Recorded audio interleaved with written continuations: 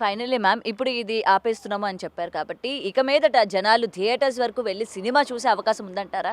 ఎందుకంటే కేవలం దీని వల్లనే జనాలు సినిమాలు చూడడానికి థియేటర్ వరకు రాలేకపోతున్నారు అని ఏదైతే వాళ్ళు వాదన వినిపించారో, ఇప్పుడు ఇది ఆగిపోయిన తర్వాత ఆ కొత్త సినిమా చూడాలి, ఇప్పుడు ఐబొమ్మ కూడా లేదు, లేకపోతే ఇలాంటి వెబ్‌సైట్స్ లేవు కాబట్టి కంపల్సరీగా ముఖ్యంగా సినిమా ప్రియులు ఉంటారు.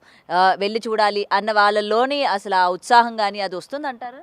కష్టం అండి. ఇప్పుడు ఏదో గివ్ అండ్ టేక్ పాలిసీలో హ్మ్. సినిమా ఇండస్ట్రీ పొలిటీషియన్స్ ఉన్నారు. అది కాదు కదా! ప్రజల్ని పట్టించుకోవాలి మీరు. ఇప్పుడు మీరు ఇవాళ ఐబొమ్మ లేదు కాబట్టి వీళ్ళు సినిమా థియేటర్స్‌కి వచ్చేస్తారు. వేలకు వేలు ఖర్చు పెట్టి వీళ్ళు సినిమాలు తీస్తారు అనుకోక్కర్లా. ఇప్పుడు వాళ్ళు ఖర్చు పెట్టే స్థితిలో లేరు కాబట్టే వాళ్ళు ఐబొమ్మ చూస్తున్నారు. వాళ్ళు ఖర్చు పెట్టే స్థితిలో ఉంటే వాళ్ళు థియేటర్స్‌కి అప్పుడే వచ్చేవాళ్ళు. ఐబొమ్మ చూడరు. వాళ్ళు తప్పుడు మార్గంలో చూడాలని అనుకోరు. కాబట్టి వాళ్ళు ఐబొమ్మ లేకపోయినా రారండి, ఐబొమ్మ ఉన్నా రారు.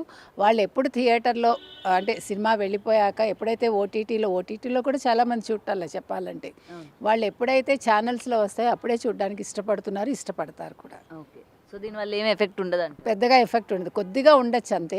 మరీ వాళ్ళు అనుకున్నట్టు 100% అయితే ఉండదండి. మేబీ ఒక 20, 25% ఉండొచ్చు అంతే.